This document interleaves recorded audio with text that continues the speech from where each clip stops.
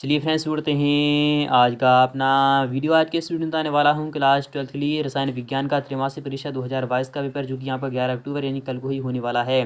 तो आपके पास बहुत कम टाइम बचा है और आपको तैयारी करना है अच्छी वाली, इसलिए अंत तक वीडियो को जरूर देखना। यही पेपर आने वाला है आप एग्जाम क्वेश्चन पेपर में। आप यहाँ पर देख सकते हो कि जो यहाँ पर सेट ए सोल्यूशन करा रहा हूँ, इससे पहले मैं आपको सेट बी ऑलरेडी सोल्यूशन करा चुका हूँ। कक्षा 12वीं का बताने वाला हूँ, त्रैमासिक परीक्षा वर्ष 2022 और 23 की बताने वाला हूँ, जो कि आपको 11 अक्टूबर यानी कल को ही देखने को मिलने वाला है। और कुल प्रश्नों की जो संख्या रहने वाली है वो 19 रहने वाली है। समय आपके पास 3 घंटे का रहने वाला है और कुल मुद्रित प्रश्नों की जो संख्या होगी वो 8 पेज में आपका पेपर छापा गया है। और पूर्णांक आपका 70 मार्क्स का आपका पेपर होता है। यदि आपको 70 आउट ऑफ 70 चाहिए, इनके पूरे के पूरे मार्क्स चाहिए, तो एक बार वीडियो को जरूर देख लेना। तो फाइनली शुरू करते हैं आज का अपना वीडियो। तो निर्देश आपके सामने इस प्रकार से है। पहला वाला निर्देश इस प्रकार से कह रहा है, यहाँ पर कह रहा है कि सभी प्रश्न करना अनिवार्य है, कि ऑल क्वेश्चंस आर कंपलसरी। आपको जितने भी क्वेश्चंस दिए जाएंगे आपको सभी को हल करना होगा। सेकंड वाला क्वेश्चन है कि प्रश्न नेक्स्ट वाला है निर्देश है कि प्रश्न नंबर 1 से लेकर 5 तक आपको 1 से लेकर 4 तक आपको वस्तुनिष्ठ प्रश्न है। प्रत्येक प्रश्न में आपको एक एक अंक निर्धारित किया गया है। यहाँ पर थर्ड वाला है प्रश्न नंबर 5 से लेकर 22 तक 12 तक प्रत्येक प्रश्न आपका 2 अंक का होगा, जिसकी सब सीमा आपकी 30 शब्द रहनी चाहिए। चौथा वाला है कि प्रश्न नंबर 13 से लेकर 16 तक प्रत्येक प्रश्न आपका 3 अंक का होगा, जिसकी सब सीमा आपकी 75 वर्ड रहनी चाहिए। पेपर धुंधला है बट आपका यह रियल पेपर रहने वाला है, इसके अंत तक वीडियो को जरूर देखना। तो फाइनली शुरू करते हैं आज का अपना वीडियो। इसी प्रकार से यहाँ पर कह रहा है, इन चौथा वाला जो निर्देश है वो कह रहा है 13 से लेकर 16 तक प्रत्येक प्रश्न आपका 3 अंक का होगा, जिसकी सब सीमा आपकी 75 वर्ड रहनी चाहिए। पांचवा है प्रश्न नंबर 17 के लिए 4 अंक निर्धारित किया गया है, जिसकी सब सीमा आपकी 100 शब्द रहनी चाहिए। और 18वां और 19वां ऐसे प्रश्न होंगे जिसमें कि एक क्वेश्चन आपका 5 अंक का होगा और जिसकी सब सीमा आपकी 150 यानी कि 120 शब्द रहनी चाहिए। तो फाइनली शुरू करते हैं आज का अपना वीडियो। तो पहला वाला जो क्वेश्चन आ चुका है वो इस प्रकार से आ चुका है। यहाँ पर यह क्वेश्चन आपका 7 मार्क्स का पूछा जाएगा। यहाँ पर क्या कह रहा है आपको देख लेना है। पहला वाला क्वेश्चन है कि सही विकल्प आपको चुनकर लिखना होगा, जिसमें कि ए वाला क्वेश्चन है कि कैथोड पर होने वाली क्रिया है। मैं आपको जो डेफिनेशन बता रहा हूँ, कैथोड पर होने वाली अभिक्रिया क्या है। तो कैथोड क्या होता है, कैटायन, कैटायन क्या होता है। कैथोड जो होता है वो क्या होता है, ऋणात्मक होता है। तो ऋणात्मक पर कौन सी अभिक्रिया हो सकती है, क्या ऑक्सीकरण हो सकती है, तो नहीं। कौन सी होगी, तो आपका अपचयन होती है। क्या होती है, तो अपचयन होती है। अवकरण यहाँ पर दिखाई दे रहा है, बल्कि आपका ये अपकरण नहीं है, बल्कि यहाँ पर अपचयन है। क्या है, तो अपचयन है। आपको सिंपली यहाँ पर क्या लगा देना है, तो अपचयन लगा देना है, वही आपका आंसर सही हो जाएगा। अगर यहाँ पर एनोड होता तब यहाँ पर ऑक्सीकरण हो सकती थी, ऑक्सीकरण होती है, बट आपको ये ध्यान में रखना है कि अपचयन की अभिक्रिया होती है। यहाँ पर बात करें सेकंड वाले क्वेश्चन की कि ठोस ए एक अति यानी कि एक अति कठोर ठोस तथा गलित अवस्था में विद्युत रोधी है और बहुत उच्च ताप पर पिघलता है। यह किस प्रकार का ठोस है। यहाँ पर कह रहा है एक अति कठोर ठोस है तथा गलित अवस्था में विद्युत रोधी है, विद्युत का रोधी है, तो वह उच्च यानी कि बहुत उच्च ताप पर पिघलता है। यह किस प्रकार का ठोस है। क्या आणविक है, तो नहीं। क्या धात्विक है, तो नहीं। धात्विक तो जल्दी वह क्या गलत अवस्था में क्या होता है। और यहाँ पर आयनिक है, नहीं। क्या सहसंयोजक है, तो हाँ, आपका आंसर आ जाएगा, चौथा वाला सही हो जाएगा। यहाँ पर नेक्स्ट की बात करें कि शॉर्ट की त्रुटि के कारण पदार्थ का घनत्व जो होता है, तो शॉर्ट की का क्या हो जाता है, तो वह कम हो जाता है, जबकि फ्रैंकल जो होता है उसमें क्या अपरिवर्तित रहता है। आपको ये भी दोनों के दोनों आपको ध्यान में रखना चाहिए। यहाँ पर डी वाला जो क्वेश्चन है वो इस प्रकार से है कि संचायक सेल में प्रयुक्त होने वाला जो पदार्थ है कॉपर है, सिल्वर है, लेड है या फिर सोडियम है। यहाँ पर संचायक सेल में प्रयुक्त होने वाला जो पदार्थ है वह कॉपर तो नहीं है, तो आपका लेड यानी कि विकल्प आपका थर्ड वाला आना चाहिए। यहाँ पर ई वाले की बात करें, किसी अभिक्रिया का वेग अभिक्रिया की प्रगति के साथ क्या होता है, अभिक्रिया की प्रगति के साथ बढ़ता है, घटता है, अपरिवर्तित रहता है, परिवर्तित होता है। तो किसी अभिक्रिया का जो वेग होता है तो अभिक्रिया की प्रगति के साथ यानी कि परिवर्तित होता है। क्या होता है, परिवर्तित यानी कि चेंज होता रहता है, कभी कम तो कभी ज्यादा होता रहता है। इसी प्रकार से एफ वाला जो क्वेश्चन है वो इस प्रकार से है। यहाँ पर है किन अयस्कों से, यहाँ पर कह रहा है, क्या कह रहा है आपको देखना है, किन अयस्कों से धातु प्रक्रमों में निस्तापित अयस्क को कार्बन द्वारा यानी कि यहाँ पर कह रहा है अपचेत किया जा सकता है। हेमेटाइट, आयरन पाइराइट या फिर कैलीमाइन या फिर आपका स्क्राइट है। तो आपका हेमेटाइट ही होना चाहिए, पहला वाला ही ऑप्शन सही होना चाहिए। फिलहाल कौन सा होगा आपको वो कमेंट सेक्शन में लिख देना होगा। क्या करना है, आपको कमेंट सेक्शन में लिखना है। नवा क्वेश्चन है, निम्नलिखित में तत्वों में से कौन सा तत्व इनके अपरूपता प्रदर्शित नहीं करता है। नाइट्रोजन, एंटीमनी, विस्मथ या फिर आर्सेनिक। तो आपका आंसर क्या आ जाएगा, तो विस्मथ आ जाएगा। जाएगा। नेक्स्ट ये बात करें यहाँ पर जो नेक्स्ट वाला जो क्वेश्चन है वो इस प्रकार से रखा गया है। यहाँ पर नेक्स्ट वाला जो क्वेश्चन है यहाँ पर क्या कह रहा है, सेकंड वाला क्वेश्चन है रिक्त स्थानों की आपको पूर्ति करना है। यह क्वेश्चन भी आपका 7 मार्क्स आपको दिलाने वाला है। वे पदार्थ जो जलीय विलयन में अधिक आयनित होती हैं क्या कहलाते हैं, प्रबल आयन क्या कहलाते हैं। तो प्रबल अम्ल जो होती हैं तो वो क्या होते हैं, प्रबल अम्ल की तरह यह कह रहा है। तो प्रबल विद्युत अपघट्य कहलाते हैं। क्या कहलाते हैं, वे पदार्थ जो जलीय विलयन में अधिक आयनित होती हैं तो प्रबल विद्युत अपघट्य क्या कहलाते हैं, क्या कहलाते हैं, तो प्रबल विद्युत अपघट्य कहलाती हैं। प्रबल विद्युत अपघट्य कहलाती हैं। आपको सिंपली यही लिखना है। जिससे इसका एग्जाम्पल अगर मैं आपको बता चलूँ, इसका जो एग्जाम्पल होता है जिससे कि आपको HCl हो जाएगा या फिर HNO3 जितने भी अम्ल होते हैं वो सभी इनके प्रबल विद्युत अपघट्य कहलाती हैं। यहाँ पर बी वाले की बात नहीं, यहाँ पर कह रहा है कि फ्रैंकल दोष के कारण आयनित क्रिस्टल का जो घनत्व होता है तो फ्रैंकल के कारण शॉटकी में तो कम होता है घनत्व, बट फ्रैंकल दोष के कारण आयनित क्रिस्टल का घनत्व अपरिवर्तित हो जाता है। क्या हो जाता है, तो अपरिवर्तित हो जाता है। क्या हो जाता है, तो अपरिवर्तित। क्या करना है आपको, अपरिवर्तित ही लिखना है, अर्थात कोई भी चेंज नहीं होती है। यहाँ पर बात करें कि तनुता बढ़ाने पर, इनकी तनुता जो होती है, तनुता बढ़ाने पर चालकता घटती है या फिर बढ़ाने पर चालकता घटती है। तो किसकी चालकता घटती है, तनुता बढ़ाने पर किसकी चालकता, तो किसकी चालकता घटती है तो आपको बताना है, ये आपको कमेंट सेक्शन में लिखना होगा। यहाँ पर बात करें कि यहाँ पे कह रहा है एसिटिक अम्ल एक डायरेक्शन के वैद्युत अपघट्य है। एसिटिक अम्ल जो है तो वह एक क्या है, तो प्रबल है फिर दुर्बल है। तो एसिटिक एसिड जो होता है CH3COOH, यह एक एसिड तो होता है बट यह दुर्बल एक वैद्युत अपघट्य होता है। क्या होता है, दुर्बल वैद्युत अपघट्य होता है, ना कि प्रबल होता है। यह एक मात्र ऐसा एसिड होता है जो कि दुर्बल होता है, बाकी के जितने भी अम्ल हैं वो सभी प्रबल विद्युत अपघट्य कहलाते हैं। इसलिए आपको सिंपली यहाँ पर क्या लिखना है, तो दुर्बल विद्युत अपघट्य है।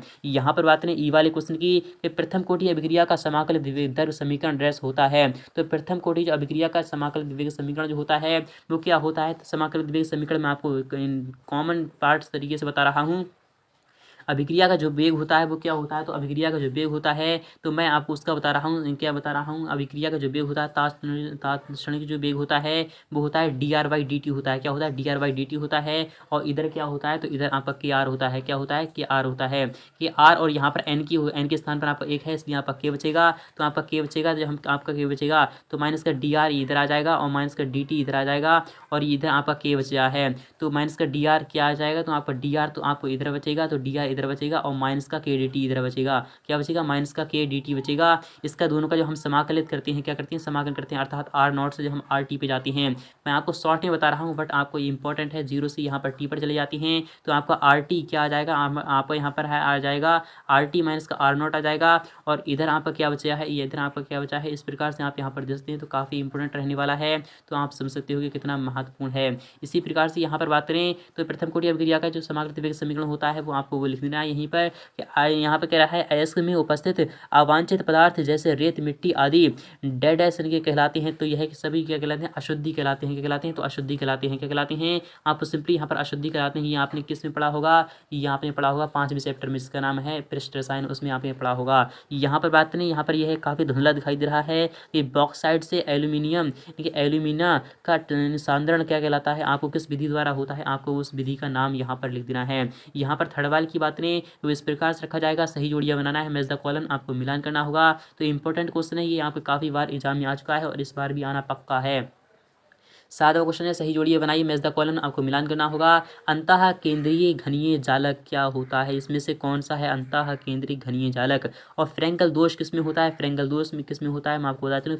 फ्रैंकल दोष तो आपका मिल चुका है, फ्रैंकल दोष तो आपका AgVr में होता है। एंटी फ्रीज क्या होता है, एंटी फ्रीज के बारे में आपको बताना है। और यहाँ पर है कि जिंक एस्क, जिंक का जो एस्क है वह क्या होता है, तो जिंक का एस्क कौन सा होता है, जिंक का एस्क कौन सा होता है, यहाँ पर देख लेते हैं। कैल्माइन या फिर जिंक का एस्क, लौह एस्क कौन सा है, तो लौह का एस्क तो हेमेटाइट होता है। और कॉपर प्लस 4 अयुग्मित इलेक्ट्रॉन नहीं, Fe2+ क्या इसमें 4 रंगहीन नहीं।